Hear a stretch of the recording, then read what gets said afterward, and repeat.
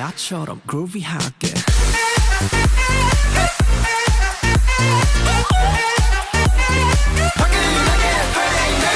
나처럼 groovy하게. As I sat down to write this review, I realized that there were so many comebacks that I checked out that I wanted to try something a bit different to show more groups. This is going to be like a speed round recap for May and June comebacks, with each review getting 2 sentences. After, I'm going to share my favorite comebacks from the year so far, and say which songs I changed my mind about. I also have an announcement at the end of the video regarding the future of this channel. Sorry that sounds so ominous, it's not that bad.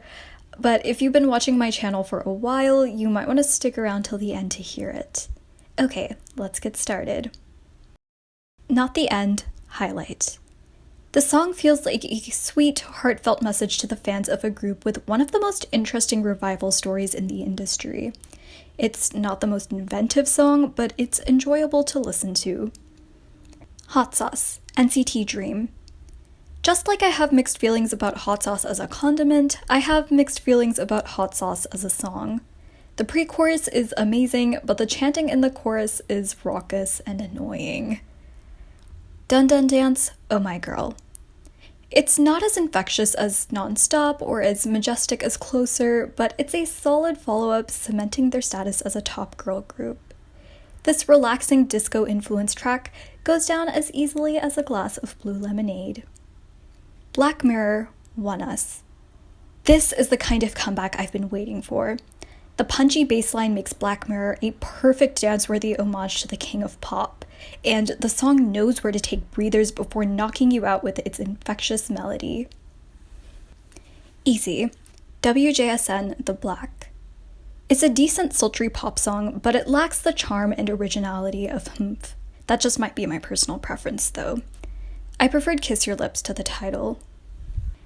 Ring Ring, Rocket Punch.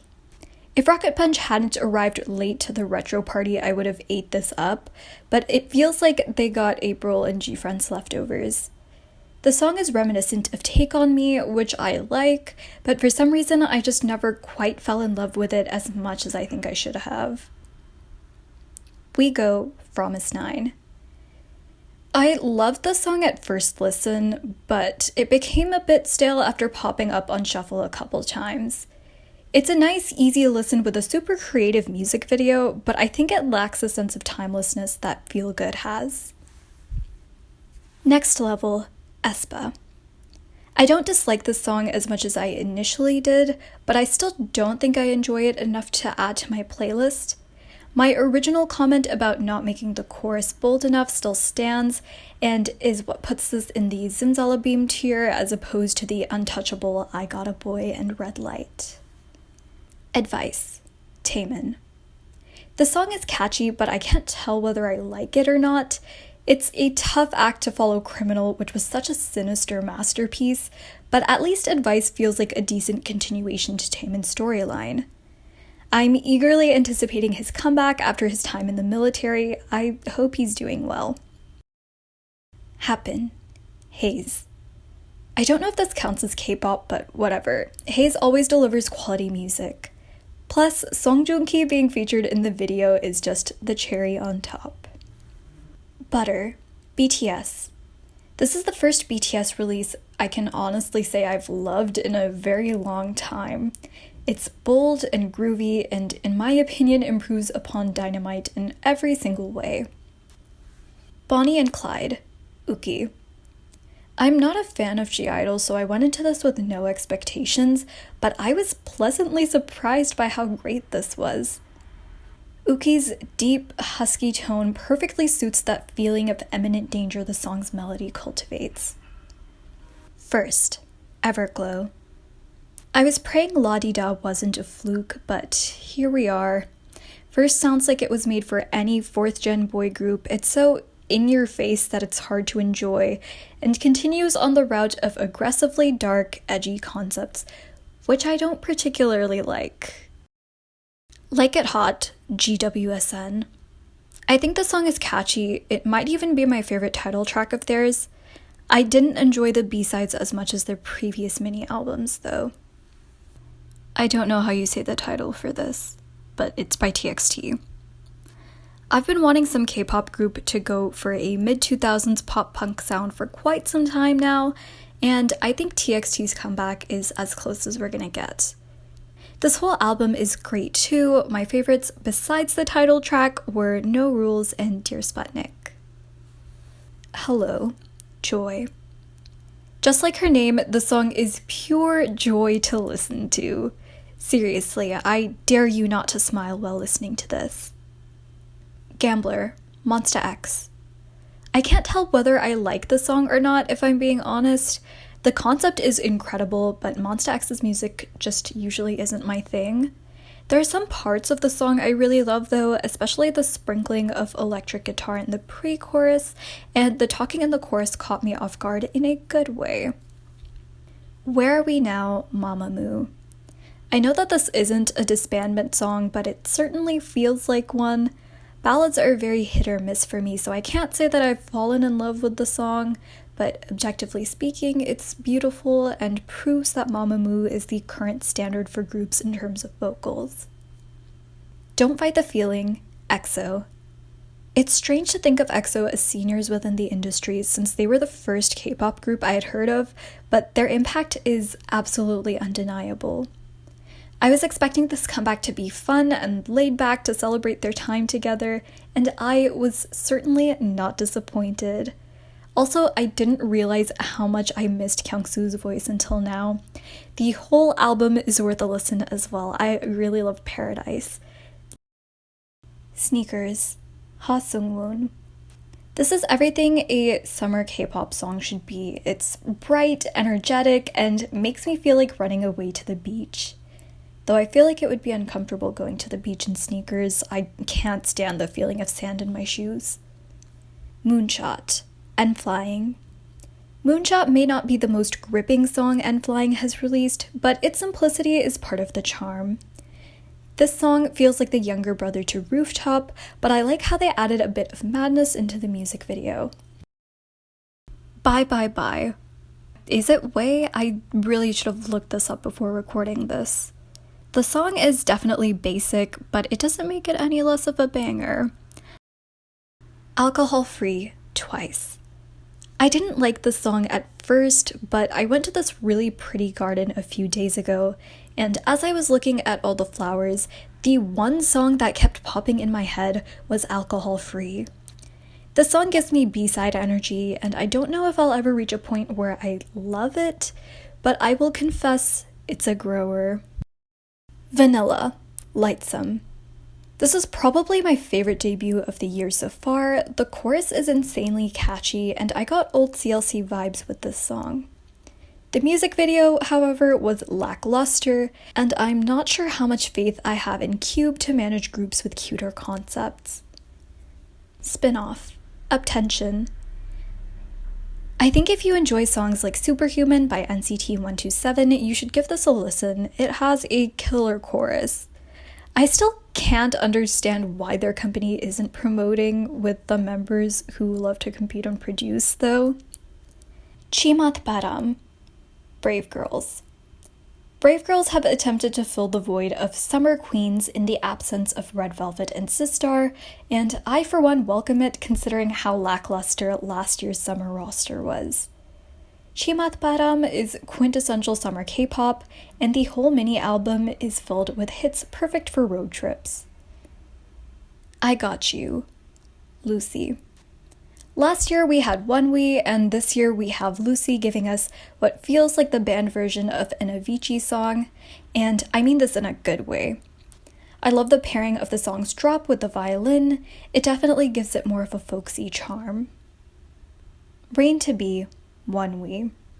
Speaking of ONEWE, I may not be the biggest fan of angsty boy group music, but I'm a huge fan of angsty band music. Also, this mini-album has such a great selection of songs. My personal favorite is Veronica, which also has a music video. Ready to Love, 17. I know the chorus is pretty simple, but I fell in love with it on the first listen.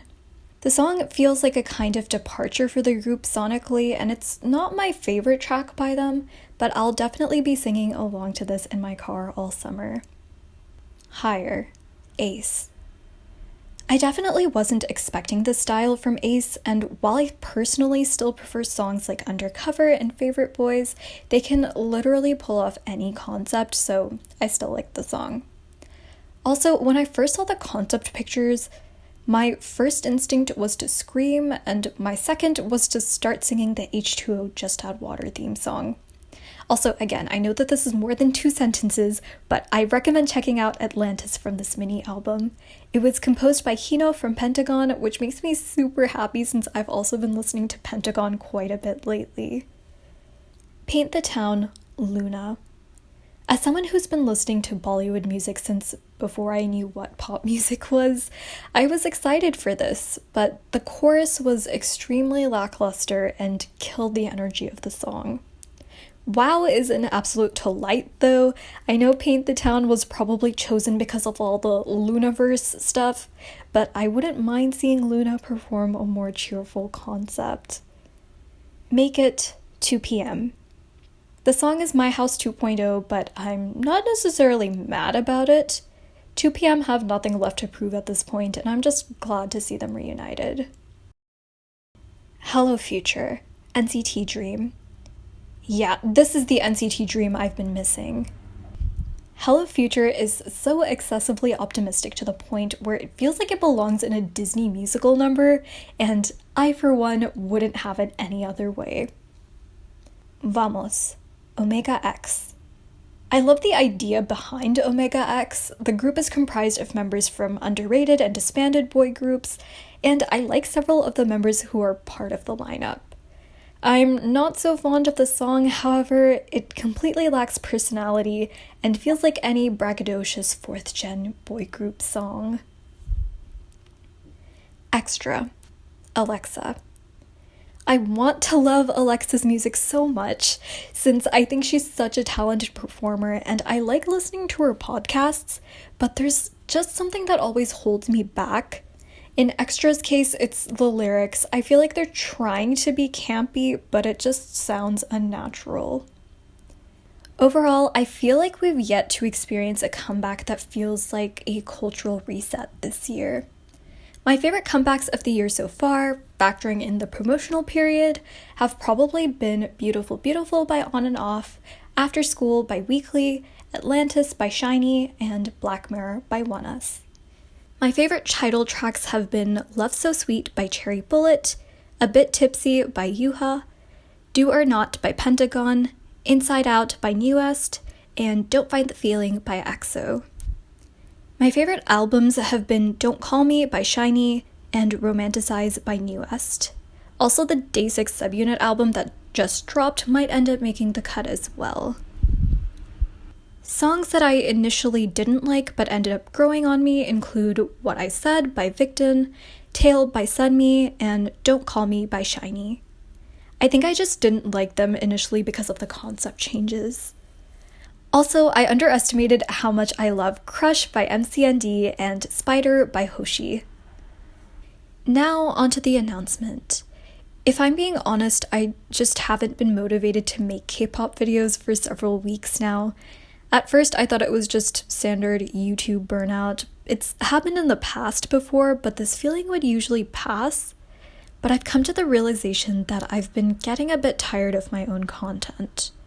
I think there's only so much I can talk about one particular topic before it begins feeling a bit stale.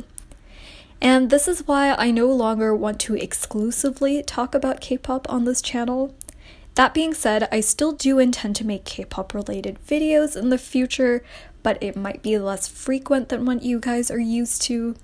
For the rest of this month, I want to try out some drama reviews and some video essays, and I guess I'll reevaluate how I'm feeling at the end of the month. I know a lot of you guys subscribed exclusively for K-pop content, but I hope you'll enjoy some of the newer videos that I'll be posting within the next few weeks. Anyways, make sure to let me know what your favorite releases of this year have been so far in the comments section. Thank you so much for watching.